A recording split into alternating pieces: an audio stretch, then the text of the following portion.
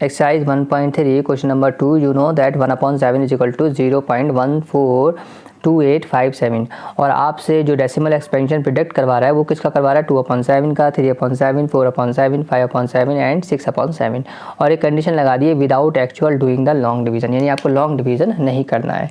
चलिए इसका सॉल्यूशन देख लेते हैं। देखिए 1/7 की जो वैल्यू दे रखी है वो है 0.142857 ये दे रखी है और आपसे कह रहा है 2/7 की वैल्यू निकालिए विदाउट एक्चुअल डिवीजन।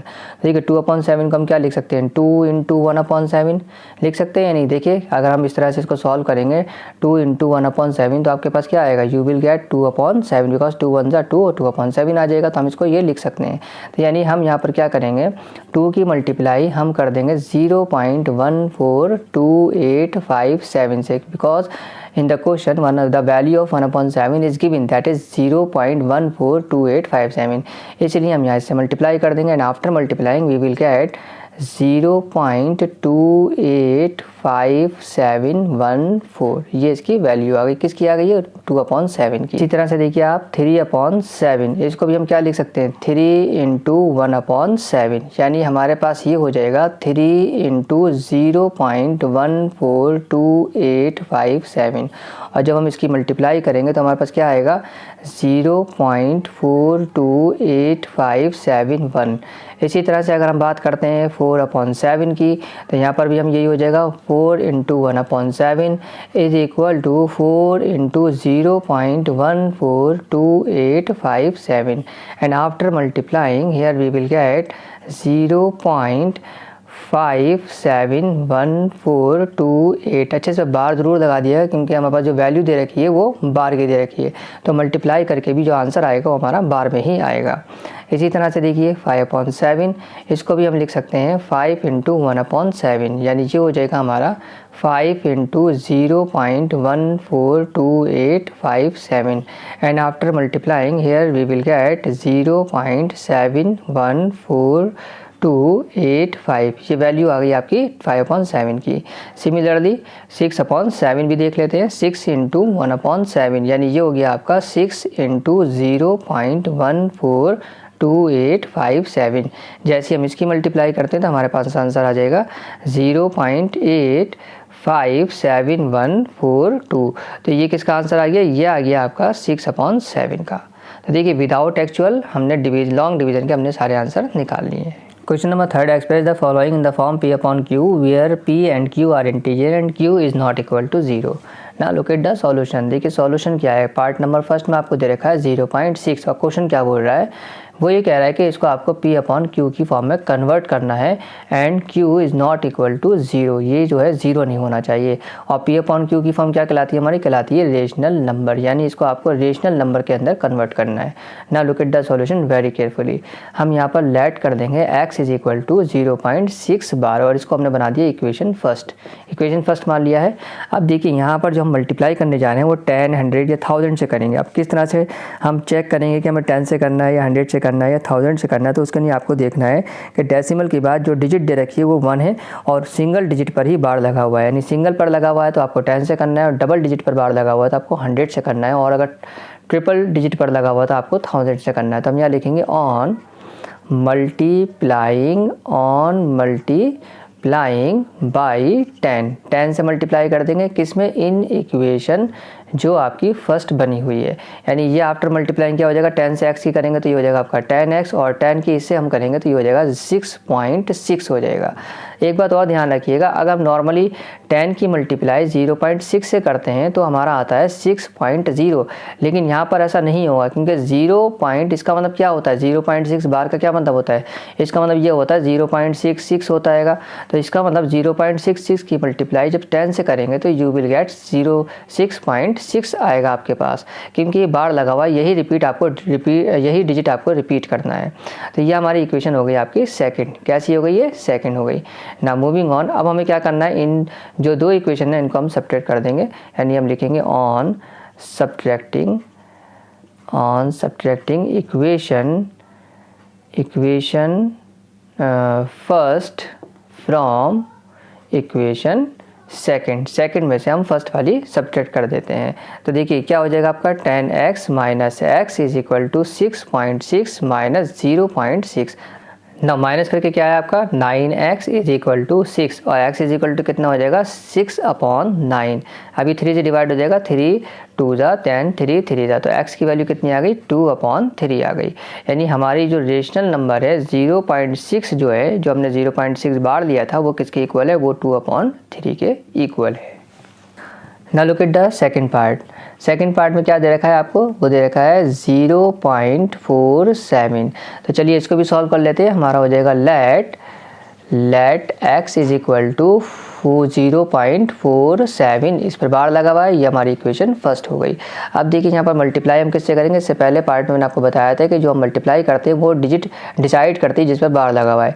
तो यहाँ पर ये 7 के ऊपर एक बार लगा हुआ था, यानी हमें 10 से करना है। अगर यहाँ पर 2 डिजिट के ऊपर बार लगा होता तो हम 100 से करते, और 3 डिजिट के ऊपर लगा होता तो हम 1000 से करते।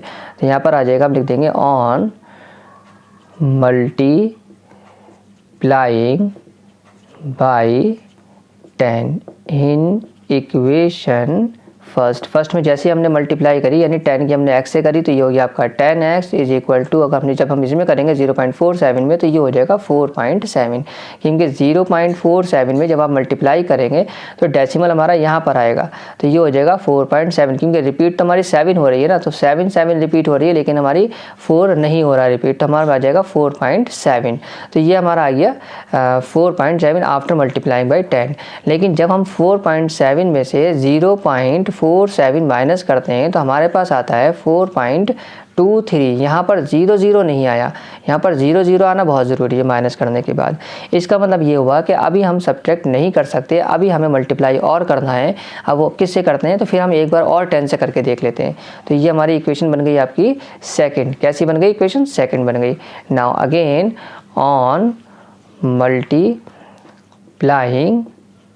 बाई 10, फिर से हम कर लेते हैं। अब किस में करेंगे, हम इक्वेशन सेकंड में करके देख लेते हैं। तो देखिए 10 से हमने 10 की मल्टीप्लाई करी तो कितना आ गया आपका 100x आ चुका है, और जब हमने 4.7 की मल्टीप्लाई 10 से करी है तो ये हो जाएगा 47.7, क्योंकि इस पर बार लगा हुआ है तो ये क्या होगा कि एक 7 जो है और आ जाएगा हमारे पास आफ्टर मल्टीप्लाइंग। जैसे हमने पहले बताया था, जब बार लगा होता है और 10 से कभी मल्टीप्लाई कर रहे होते हैं तो 0 नहीं आता है, बल्कि वही डिजिट फिर से रिपीट हो जाती है। तो ये आपकी बन गई इक्वेशन थर्ड बन गई। अब देखिए एक बार फिर से हम चेक कर लेते हैं। जब हम थर्ड इक्वेशन में से सेकंड इक्वेशन को माइनस करते हैं 47.7 और 4.7, तो यहाँ पर देखिए 0 आ चुका है हमारा। तो यानी अब हमारी इक्वेशन सेटअप हो चुकी है। अब हमें कुछ नहीं करना, हमें यहाँ लिखना है ऑन सब्ट्रैक्टिंग इक्वेशन। कौन सी वाली, हम इक्वेशन उठाएंगे अब सेकंड वाली। इक्वेशन हमने सेकंड ले लिए, इसको किस में से कर देंगे, फ्रॉम इक्वेशन थर्ड में से हम इसको माइनस कर देंगे। तो ये हो जाएगा आपका 100x minus 10x is equal to 47.7 minus 4.7 bar. तो ये कितना हो गया आपका, ये हो गया आपका 90x इज इक्वल टू 43, यानी x इज इक्वल टू हो गया आपका 43/90। यानी हमारी किसकी वैल्यू है, ये 0.47 बार किसके इक्वल है, 43/90 के इक्वल है। Now moving on part number third. चलिए इसको भी हम सॉल्व कर लेते हैं, बहुत इजी है, नथिंग इज देयर। देखिए 0.001 और इस पर लगा हुआ है बार। अब देखिए यहाँ पर आप देख सकते हैं जो 3 डिजिट है उसके ऊपर बार है। तो इसको हम सॉल्व करने के लिए लिखेंगे let x is equal to 0.001।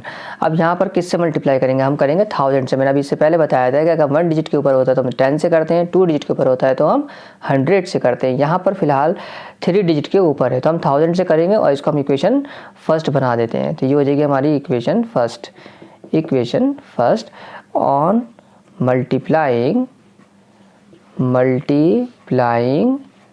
By 1000 से मल्टीप्लाई करते हैं किसके अंदर, इन इक्वेशन फर्स्ट में करते हैं। तो देखिए 1000 से जब हम x से मल्टीप्लाई करेंगे तो ये हो जाएगा आपका 1000x हो जाएगा इज इक्वल टू, और जब हम 1000 की 0.011 से करते हैं तो ये हो जाएगा 1.001। क्यों हो जाएगा ऐसा, क्योंकि डेसिमल 1000 से मल्टीप्लाई करते हैं तो यहाँ पर उठ कर आएगा, और क्योंकि इस पर बार लगा हुआ तो ये वापस से डिजिट जो है रिपीट हो जाएंगी, फिर से हो जाएंगी। तो ये हमारी बन गई इक्वेशन सेकंड। जब हम इसको सब्ट्रैक्ट करेंगे तो ये आपस में माइनस हो जाएंगे, तो हम यहाँ लिखेंगे ऑन सब्ट्रैक्टिंग इक्वेशन कौन सी वाली, इक्वेशन फर्स्ट किस में से, फ्रॉम इक्वेशन सेकंड में से हम इसको माइनस कर देते हैं, तो ये हो जाएगा 1000x minus x is equal to 1.001 bar minus 0.001 bar. एक चीज़ और ध्यान रखिएगा, रफ वर्क बहुत ध्यान से देखिए ज़रा इसका। देखिए 1.001 और 0.001 जब हम इसको माइनस करेंगे तो डेसिमल के बाद यहाँ पर 000 आ जाना चाहिए। अगर 00 आ रहा है तो आपका जो सब्ट्रैक्शन वाला स्टेटमेंट है वो बिल्कुल करेक्ट है, यानी आप सही कर रहे हैं। अब देखिए यहाँ पर आपका आया माइनस करके 999x इज इक्वल टू 1 और x इज इक्वल टू 1/999, यानी 0.001 बार की वैल्यू किसके इक्वल है, 1/999 के इक्वल है।